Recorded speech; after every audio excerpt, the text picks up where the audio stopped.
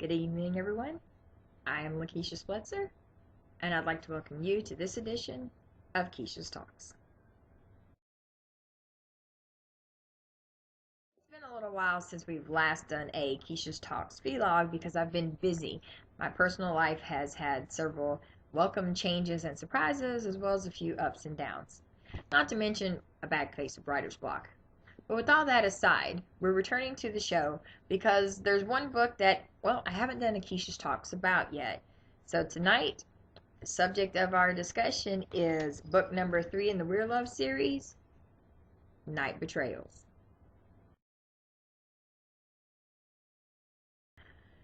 When it came to writing book number 3 in the Werelove series, I had a lot to prove and a lot on my mind. After having written the first 2 books, I've had to consider what I really was trying to do with the series. So let's take a little trip down memory lane, shall we? And catch back up to speed with where we are today.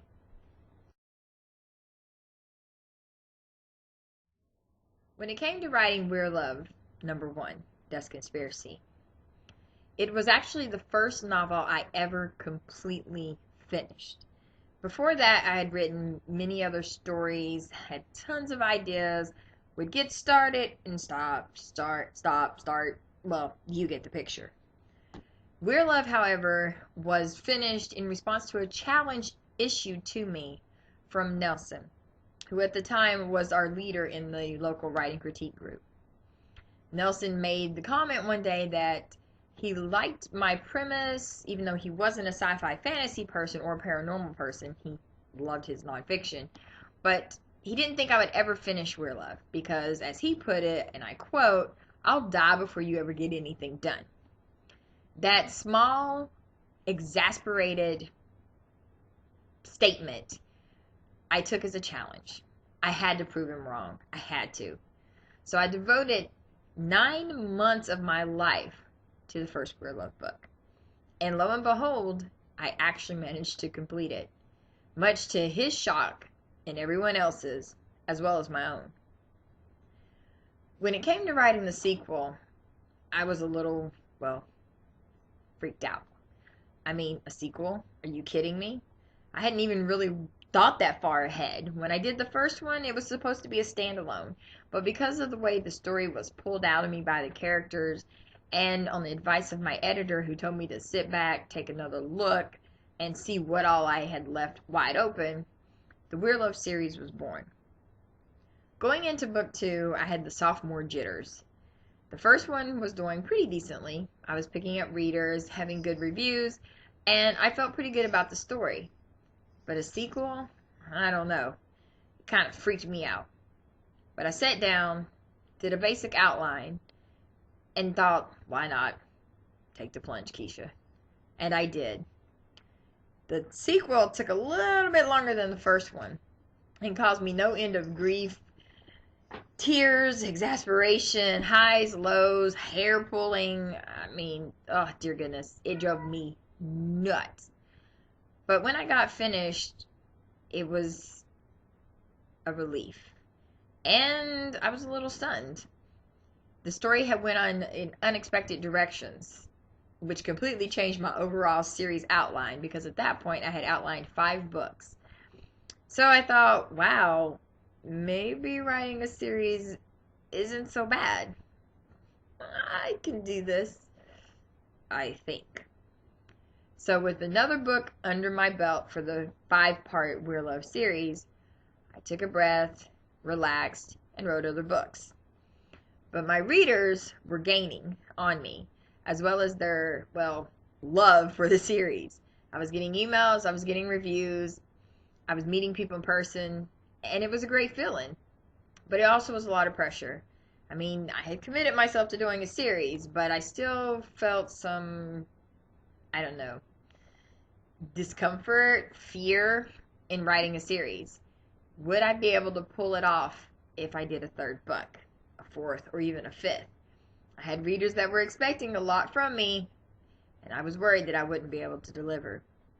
So with that going on, I started writing down scenes that were popping in my head during the writing of 3 other different novels.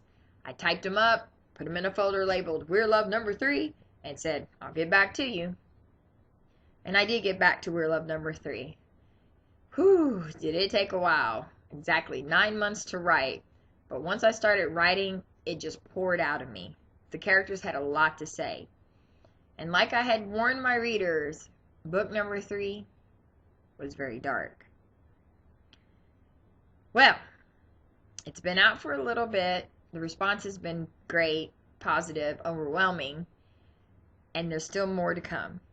But tonight, we're going to talk about book number 3 and what it means and what the series means and what I hope you as the readers are taking away from what I'm writing. So shall we dive into the psyche of a writer tonight?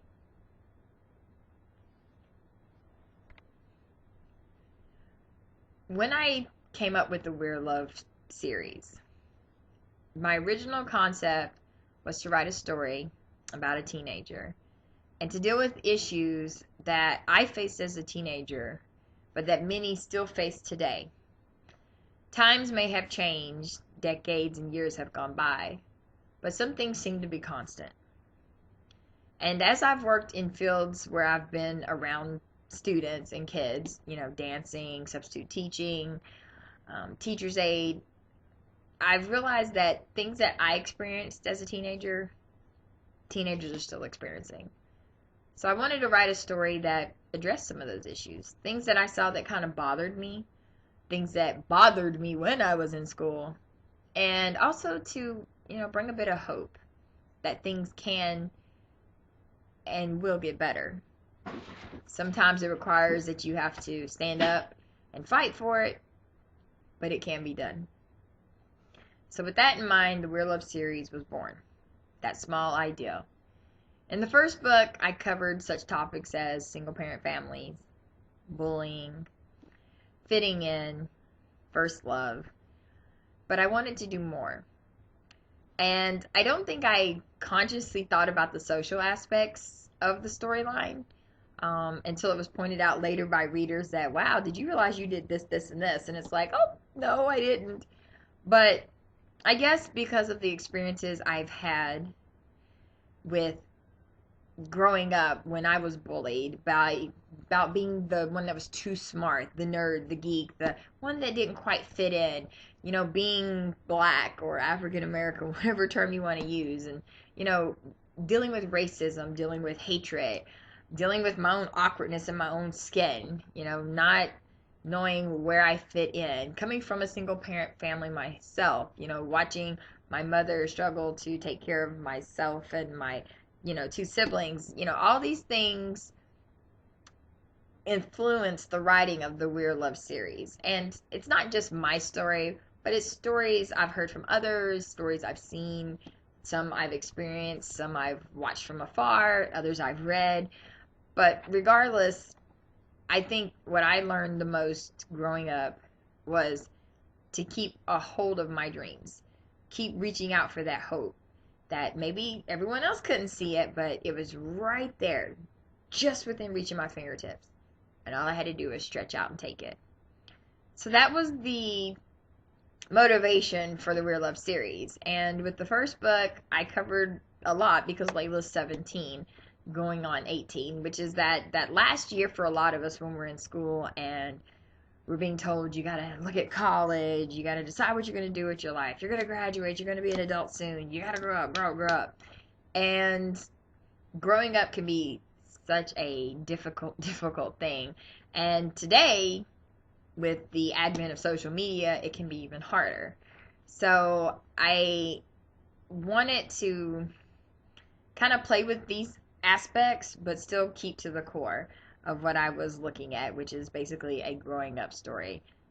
One person's journey from, that being on the cusp of adulthood to what you have to do when you are an adult and you're fully out in society and what it means to be out there. With book 2, we were still continuing Layla's story and learning about how society can influence and even move you in unexpected ways. How your background, how the background of others can make your world open up or it can rip you apart. It's also a love story at its core. One girl's love for a guy and what it means for her and her future, as well as what her past means for her present. Sometimes we can't outrun our past. Our future is dictated by our present and our past, and sometimes the present is just a very confusing mess. But all these and more are things that Layla experiences in book 2, Midnight Revelations. You also get to see how the family works. How some families' dysfunction can be, well, almost life-threatening, and others, their family togetherness is something that almost makes you want to weep.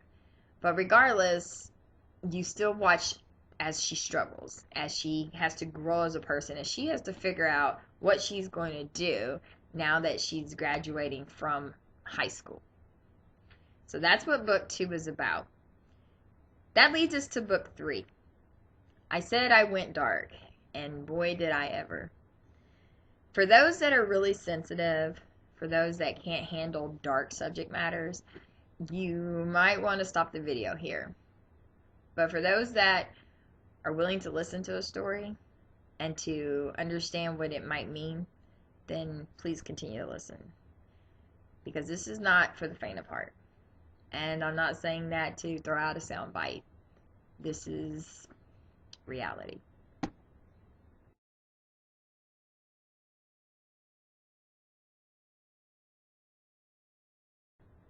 I went deep into some of my own emotional baggage. That is where I think some of my most creative storylines come from, is things that have happened to me throughout my life.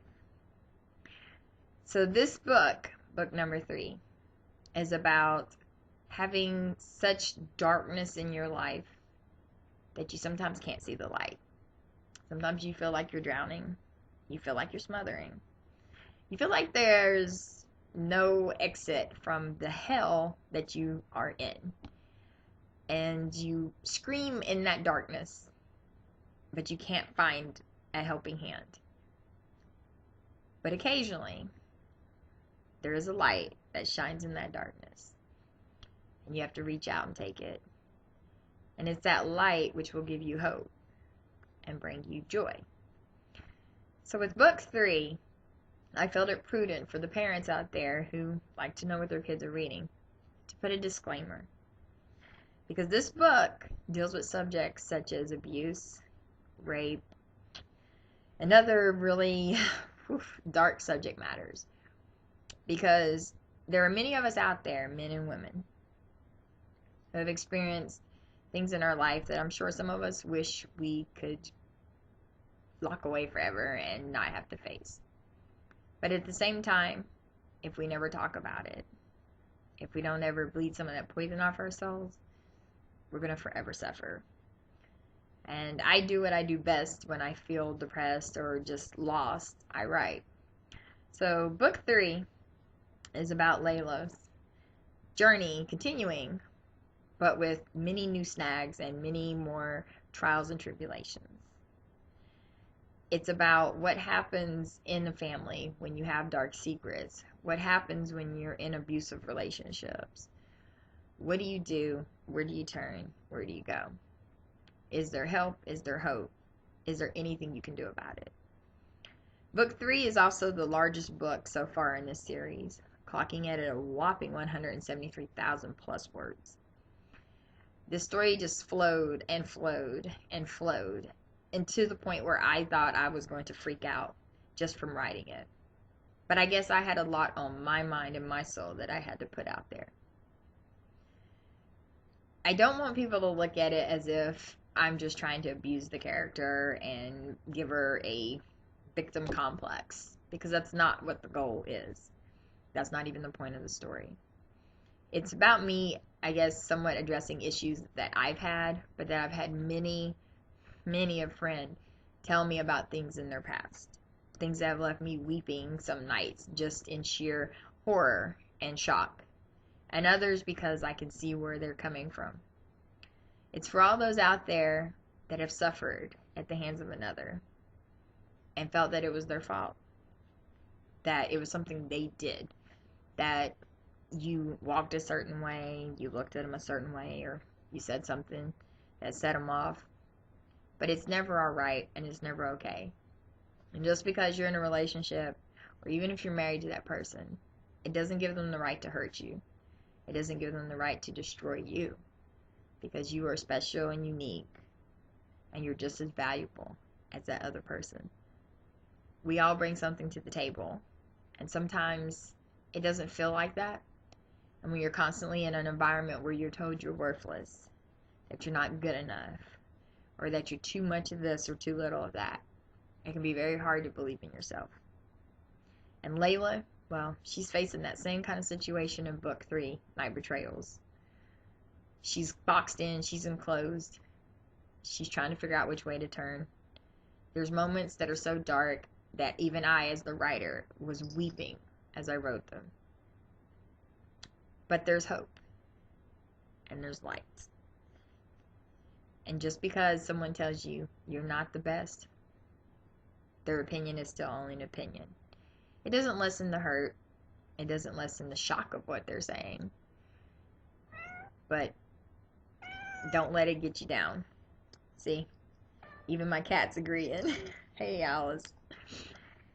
Yes, this story is one of empowerment. And as the series continues, you'll get to see what Layla does. How she gets strength. But for all those out there that have been suffering in silence, who've had things happen that they were ashamed of or wish they could erase, just remember, you're not alone. So, with that being said, because I'm afraid I'll start weeping if I keep talking, I'm going to leave it at that.